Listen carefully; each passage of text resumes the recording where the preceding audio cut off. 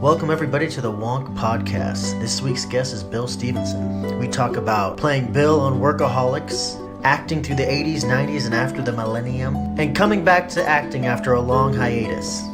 Enjoy. Yeah, I was in about half of them, I think. Your IMDB says 35. Yes, 35. I think they had 45, so I think there was like 10 that you wanted. And then if you It worked out pretty good. Yeah. Yeah, for what was supposed to be a one-day job, that worked out great. Wow. Has that ever happened before where it was like started out as one-day job and turned into... Oh, actually many times. Yeah? Yeah. That's kind of been my specialty throughout my career is turning one job into multiple jobs. I've done it over and over. Yeah? Mm-hmm. Starting when you were super young, right? I think the first time I did it was I did an episode of Growing Pains. And the producers had a different show, so they just put me on a different show doing the same bit. That's Head of the Class? Was that... I did the same thing on Head of the Class as well. That's dope. Yeah. Before that, you were on the Jeffersons? Yeah. And Little House on the Prairie? Yes. That's dope. What'd you do on those shows? On the Jeffersons, it was the Halloween episode, and I was a trick-or-treater. Got to do like 3 scenes with Wheezy. It was awesome. Wow. That was my first time in front of an audience, and just you hit that joke and the audience starts laughing, and it's just there's nothing in the world that compares to that feeling. You were hooked. Yeah. Were your parents heavily involved in your acting? And Yeah. My brother was an actor when I was born, and they always need babies, so the agent took me right away. My parents actually got into the business when I was about 10. My dad was 48 years old, decided to become an actor, and my mom was in her 40s. She was a PTA mom and said, fine, I'll be an agent. oh, wow. And so she was all of your agents or what? for about 25 years, yeah. Oh, wow. Yeah, so they've both been in the business for about 40 years now. Wow. She's Yeah. a certified stage mom. Yeah. But certified though. That's dope. Yeah. Yeah, she was a stage mom for about 15 years and then became an agent, and now she's a manager. Yeah. Were you pushing her to get roles and stuff or what? No, not really. No. No. I've never been real pushy about it. It's, when they say, okay, you have an audition at 11, I go to my audition at 11. Yeah, that's dope. So, you did the Jeffersons when you were 10. Growing Pains didn't happen till you were 20. Right. Were you acting and stuff between then or what? I had to stop for about 5 years because I was too tall. You're too tall to be a kid and too young? Yeah, because there was always an 18-year-old who was 6 inches shorter than me who could play the same part. Yeah. When I was about 16 or 17, my mom says, there's this audition I want you to go on. And I was like, Mom, they're not going to hire me. I'm not 18. And she says, just do it as a favor to me. So I went in on the audition. Really didn't care what they thought when I went in there. I was just going to do whatever I felt like because they weren't going to hire me anyway. Yeah. And they hire me, and it's 6 weeks on a movie with River Phoenix. Which movie's that? It's called Little Nikita. Oh, dope. And I only saw it once. I saw it when it first came out, so I don't remember much about it. Yeah. But I just kind of figured, okay, I guess I'll just do this. yeah, why not? Yeah. I mean, it's just, you just get stuff. Yeah. That's dope. Yeah. And so from that, how'd you get Growing Pains from that? I don't remember. I know... You just showed up and you were just no, I Kirk do. Cameron? I do remember. Okay, so about a year before that, one of my friends had done an impression of what I'm like when I'm stoned. Okay. And so I go in to do the audition for Growing Pains, and I looked at it, I thought, okay, I'm just going to do it the way my friend says that I am when I'm high. So I go in and I do the bit, and somebody at the network or somewhere must have complained because the producers come up to me 2 minutes before we shoot and say, we love what you're doing, but can you do it like you're not high? You still got it though, huh? Yeah, That's I got great. it. I did it. I had a great time, and then they actually used me on a different show. It was called Just the 10 of Us. Uh-huh. And I went in and worked for them there. And the same character. They said, do the same thing you did for Growing Pains, do it here. yeah, it was almost the same exact scene. Wow. And that's happened a lot. I've found the secret over the years, because this has happened to me many, many times, where somebody hires me and then hires me again for the same show or a different show or whatever. And it's actually very simple. On Workaholics, I was there for one day, and I ended up staying for 7 years. And it's not because I'm some brilliant, incredible actor. In my category, there's hundreds of guys who are just as good as I am, if not better. But I found the secret is you show up early every day. You come in as prepared as you possibly can be. You work your butt off. You never complain. You never say anything negative. You're nice to everybody. It doesn't matter if it's the executive producer or the guy watching in the parking lot. And you do that. Once in a while, people are going to say, hey, let's hire that guy again. Yeah, that's perfect. That's always been the secret. That's a life lesson right there. Yeah. From Bill. That's dope. Yeah, man. So let's keep going with the timeline. But like, sure. So did from Growing Pains and from the 10 of Us? Uh-huh. How'd you get into the movies? Like the Burbs and Say Anything? Just auditions. Yeah? Yeah. Like your mom set those up? Mm-hmm. Yeah, went in for Say Anything, and I think I only maybe auditioned one line or so, and they brought me back in to meet Cameron Crowe, and he was really young at the time, and he had an office full of guitars, and we just hung out and talked, and he was such a cool guy, and they said, great, we'll hire you. That's awesome. Yeah. And you're the guy that says, Keymaster, all right. Yes, and then later I say Lloyd Dobler, all right. Yeah, I remember that. When I saw that you were in when I read on IMDb that you were on Say Anything, I knew you were that guy. Yeah. That's how memorable that guy is. Wow, thank you. For real. 2-line part. No, but you're like it's like a full shot of you and the 2 stars in one shot. It was. I think you're just you and the 2 stars in one shot when you say all right. Let's see. Because he's walking into. Isn't he walking into the party? Oh no, he's holding the bag. And the teacher comes.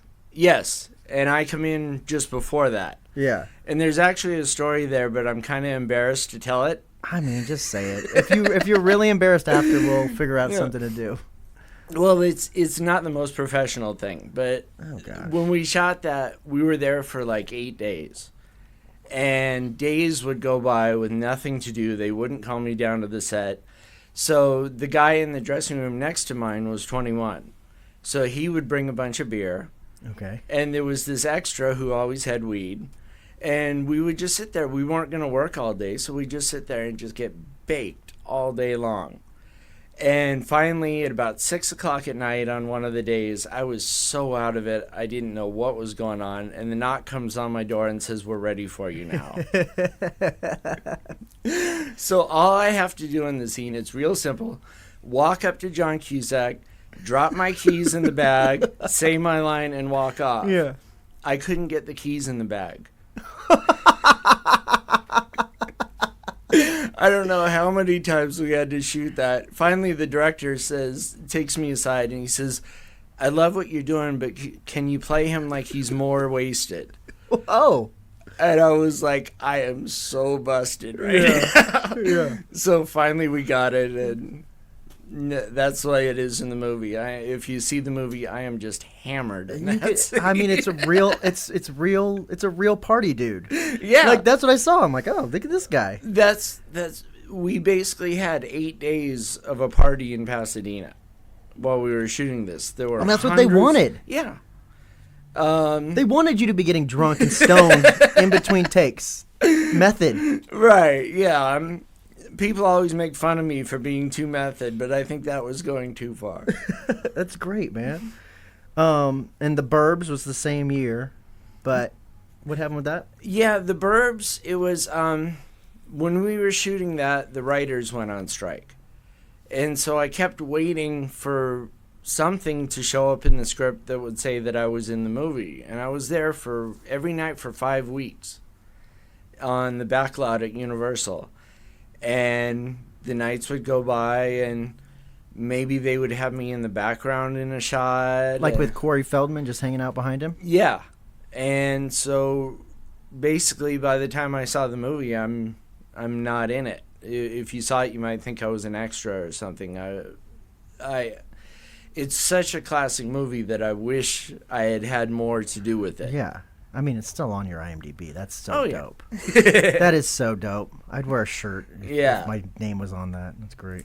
But it was fun. I got to... Corey Feldman's a really nice guy, and I got to watch Tom Hanks do some work, and he's a really nice guy. So it was still a good experience. That's great. And so you kept flip-flopping between TV and film. Like, what's the difference between auditioning for TV and auditioning for film? Is there a difference? In the 90s, that seems like what you were doing. Yeah, in the 90s, I got to do a lot of film.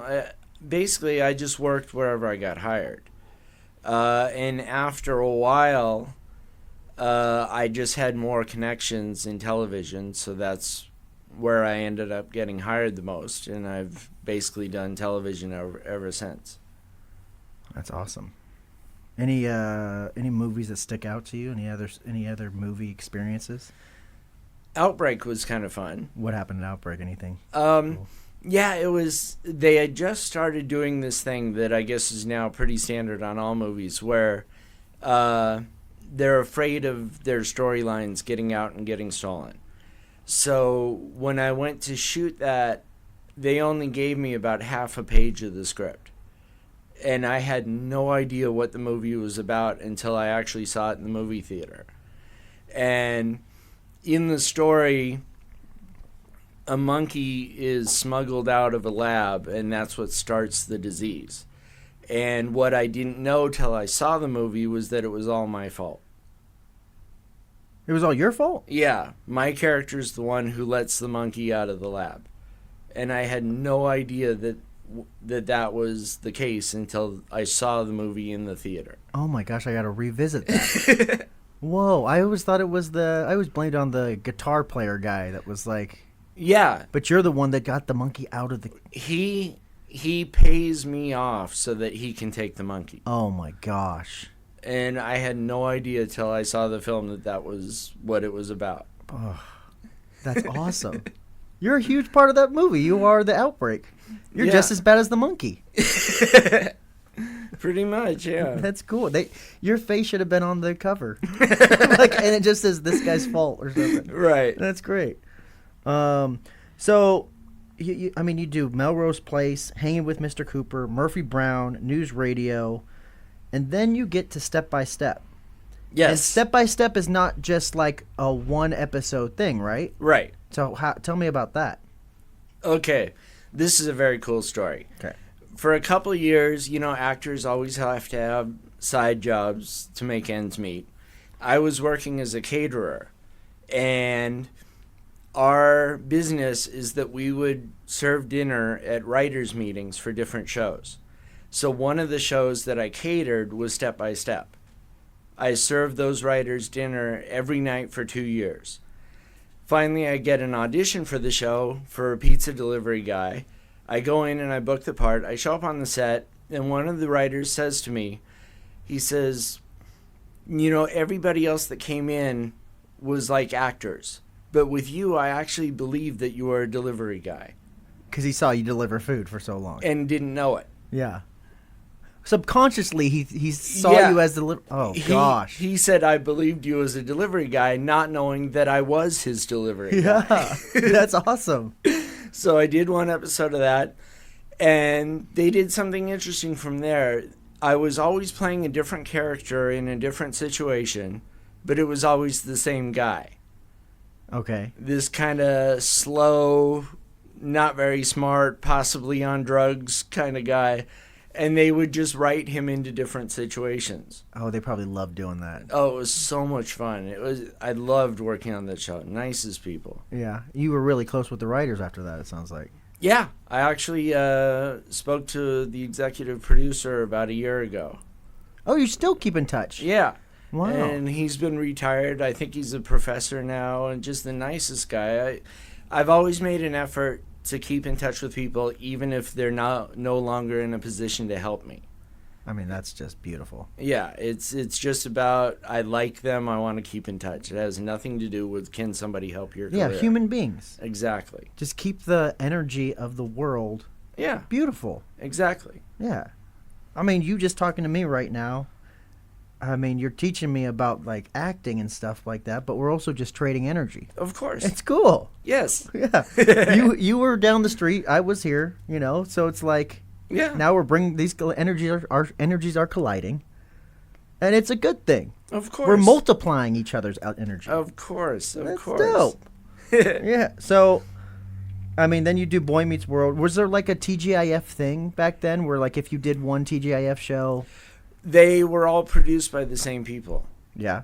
And so those people, Hanging with Mr. Cooper was the same people. There was another show called Migo that I did was the same people.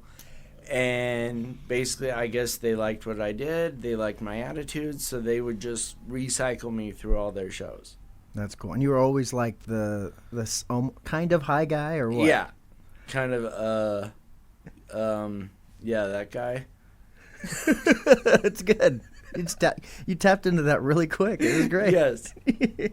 And then you did The West Wing and NYPD Blue. Mm-hmm. But after that, you had a span from 2002 to 2008 where you weren't really acting, right? Yeah. Now, what were you up to then? I met a girl. She only wanted to live in New York. And did you meet her from NYPD Blue? No, I met her online. Oh. Oh, wow. That's early online meeting. Yes. Good job, pioneer. So it was a very interesting lesson in life, that time period. I had been an actor at that point for about 35 years, and the insecurity and instability and everything that goes along with being an actor, I was like, okay, I've had enough of that. I want stability. I want a job that I can go to every day, and that's what my wife wanted. And so I moved to New York, and after about 6 months, I lost my job. Oh. And I realized, okay, so this stability that I thought I was getting wasn't really any more stable than what I had as an actor. Yeah. So I eventually decided, okay, well, if that's just an illusion, then why not just stay with acting? Yeah. So I got an agent out in New York and started auditioning for commercials. And then when I got divorced, it made sense to just come back here and get back to Hollywood. Yeah. Because that stability isn't, it's not real. It's not real. In any field, there's Nope. no such thing as stability. Exactly. You can get fired from any job. Exactly. So this idea that Hollywood is somehow riskier is just not true. Yeah. Damn, dude. And so you came back. Yep. And what'd you have to do to get back in the game? All the agents and all the casting directors had the same idea in their head: is this guy hasn't worked in 5 years. Why should we bring him in? And it took about 2 or 3 years of really, really just toughing it out. And then I got a one-line part on a show called Better Off Ted. What does toughening out mean to you? It's a matter of understanding that a lot of those connections that I had were no longer there. The idea that people would just call me and offer me work was no longer true. The idea that an agent would be interested in me was no longer true. So you had no agent? Yeah. It took a while. I actually ended up getting an agent because my mom was a manager at the time. Uh-huh. And she got this agent to meet with me, basically under the understanding that he wasn't going to have to do anything, that it was just doing it as a favor to my mom. Uh-huh. I was going to sit on his shelf and do nothing. And then I ended up getting a show. By yourself? You got that show? My mom got me the audition. Uh-huh. It was a one-line part. They started bringing me back more and more and more. And suddenly this guy realized, okay, well, I guess he's going to work. So I've had a great agent ever since. That's great. And you still have that same agent? He actually ended up moving to a different agency, and his assistant became the agent, and I've been with her for many, many years now. Wow. Yeah. I need to interview her too. Man. That's awesome. Yeah. She got you when you started becoming red hot. Yep. So you do NCIS, ER, Better Off Ted. You had a pretty big part in, right? Yeah. Like I said, that was a one-line part, Uh-huh. and they just started bringing me back. I would have done a lot more, but the show got canceled. Yeah. It was a really funny show. Yeah. It was so good. But that ended, and that opened the door for Workaholics. Yeah. So what was it like? Describe your first encounter with Workaholics. Like, I mean, the audition, like the audition call. What was the audition call for that like? I think it was, the casting office was in like Santa Monica or something, and I went in, and it was a one-line part. I think the line was like, what about stock options? Are those the thing? So I just went in and figured I'd come up with some kind of crazy character. That line doesn't really tell you much one way or the other how to play it, so I just came in with this guy, and they hired me. And I realized when I went to the set, I said, okay, this show takes place in an office, and this guy works in the office. So they could bring him back whenever they wanted. So all I had to do was show them a character that they could write for, as well as have enough of a good attitude on the set that they would say, yeah, I like having that guy here. And eventually it paid off. That's awesome. And so you did the pilot first, right? You were in the pilot? No, I was in season 1. Oh, you weren't in the pilot? No. Oh. So you got just brought on season 1, you made up your character. Yep. And just ran with it. Yeah. And the writers on that show were so amazing. They would know what I was doing before I did. I'd get a script and I'd think, how did they know I was playing that? They were amazing about that. They could watch a scene and know exactly what choices I was making. I don't know how they did that, but it was incredible. That's awesome. Yeah, it would show up. One episode, I yelled a line for no reason. And I show up the next week, and suddenly my lines are all in capital letters. Because you're yelling those things. Yeah, now they want me to yell, and I go, okay, I guess that's part of the guy now. That's great. You got to build like a 360-degree character. Oh, yeah. It was an amazing experience. When did you realize that it was going to be, a pretty long-running thing? At the beginning of season 3, Blake Anderson said to me at the very beginning of the season, he says, you're the breakout character of season 3. Oh. And I thought, okay, well, he's the executive producer, so if he says that's the way it is, then I guess that's how it's going to be. Yeah. Was that the season where they had where they followed you around? And Yes. You were like doing the... Yes.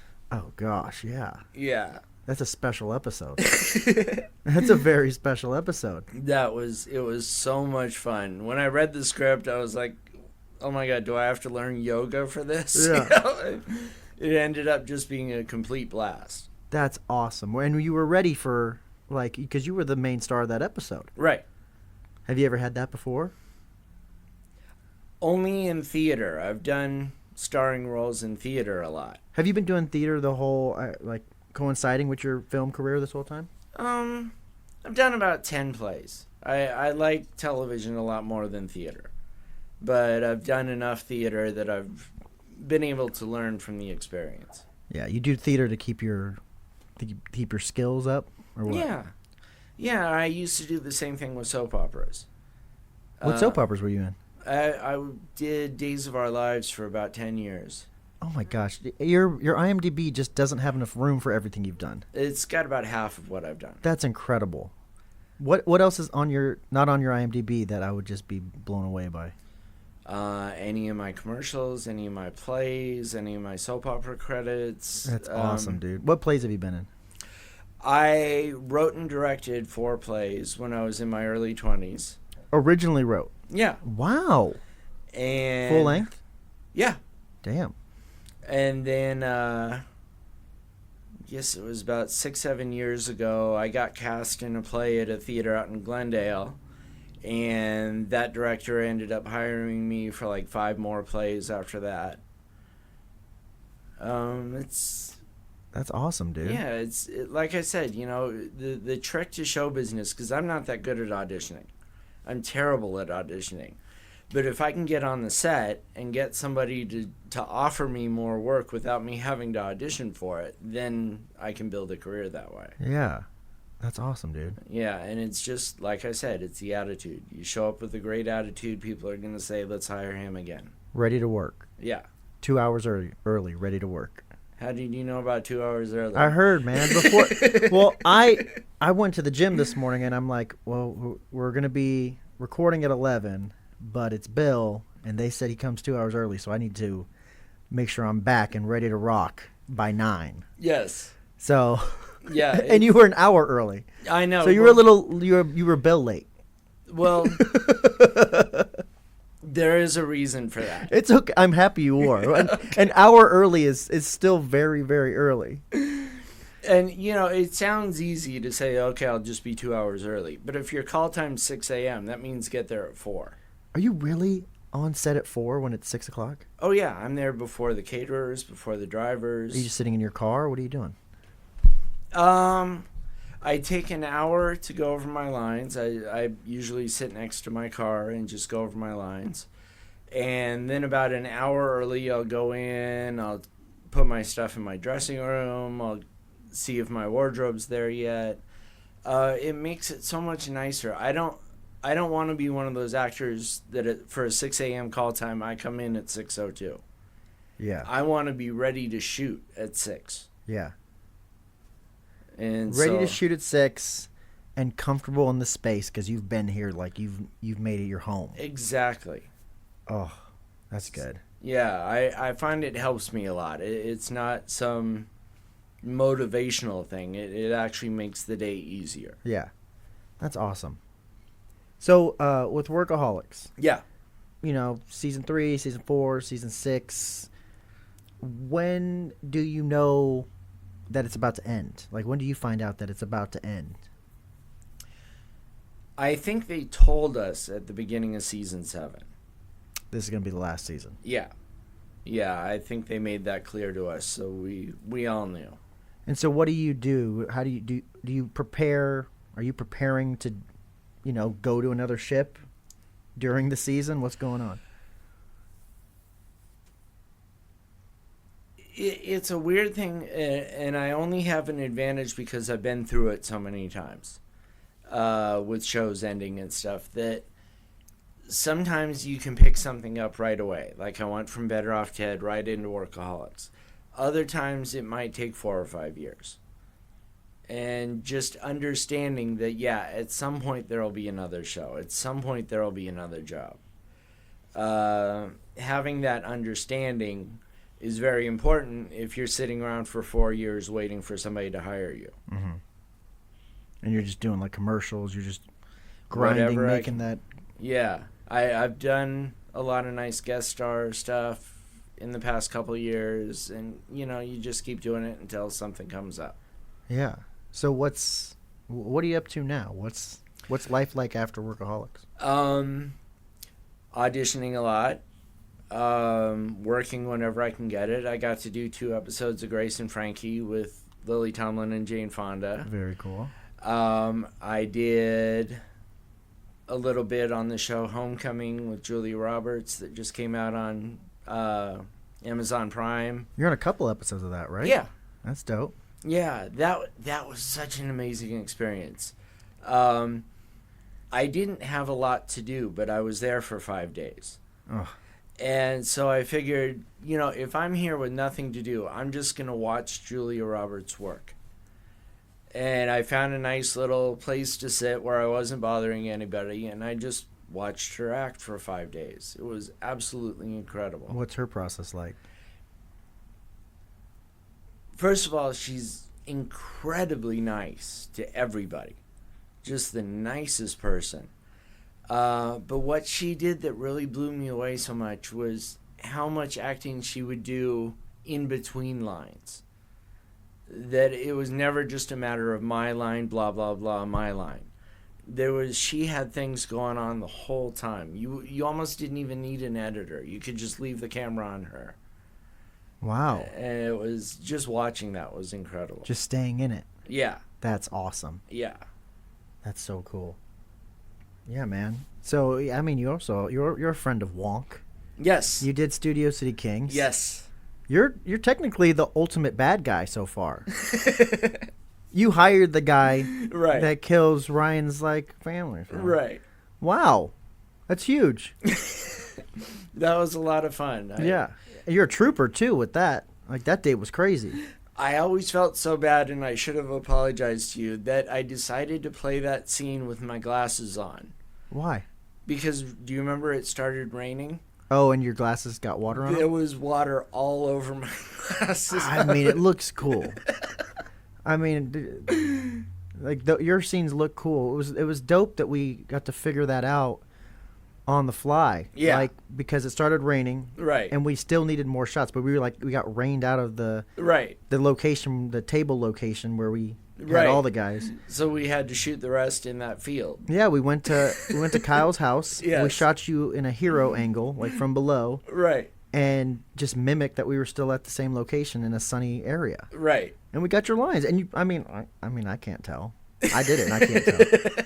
It's great. Well, but you were down for it. You were just rolling with us. Of course. That's so cool. Of course. It's any job. That's the only way you can do it. You just do it. Yeah. You're just along. It's the team thing. Exactly. Yeah. And so you're writing now too, right? Yes. Yeah. What are you writing? I've written a feature film, and it's ridiculous. I've been a television comedy actor my whole life. Uh-huh. My writing partner has been a stand-up comedian for 35 years. So naturally, we write a feature film that's a dramatic romantic story. Of course. Which neither of us have any experience with. Yeah. But we'll see. I've got some people that'll be looking at it sometime in the next week or two, and everyone who's read it has really liked it, so we'll see where we go from there. Do you have a writing agent? No. So how are you pitching this? How are you sending it out places? Through friends. My agent does have a literary department, so if it ever gets to the point where we have to negotiate something, then I have somebody who can do that. That's awesome, man. Yeah. Are you going to be in it? I had written a smaller part for myself, but I don't know if I'm actually going to do it. I wrote a really good part for my writing partner that he can do, but I'm not sure if I'm going to act in it or not. Oh, you got to act in it. Yeah. I mean, you're Bill, bro. Right. Yeah, your guys' texture to the Workaholics universe. I mean, that made the show, so they could be like these kooky little characters, but you guys, the texture that you put on that world, that also you got to break out too, but you guys put an incredible texture. You, Montez, Waymond, Jet Set, all of them. I think the biggest compliment I've ever gotten in my career was one of the writers said to me on that show. He said, whenever we're in the scene and we're stuck, we just say, okay, Bill enters. That's beautiful. I've never had a compliment like that before. You're the duct tape. You're acting duct tape. Right. Oh, bro, we got a hole in this boat. Grab a bill. Let's put a little bill on this hole. Right. That's great. Thanks for listening, and check out our Wonk live stream concert series that we got going on YouTube. You can find out information on that on our Instagram. Thanks for listening, and stay Wonk.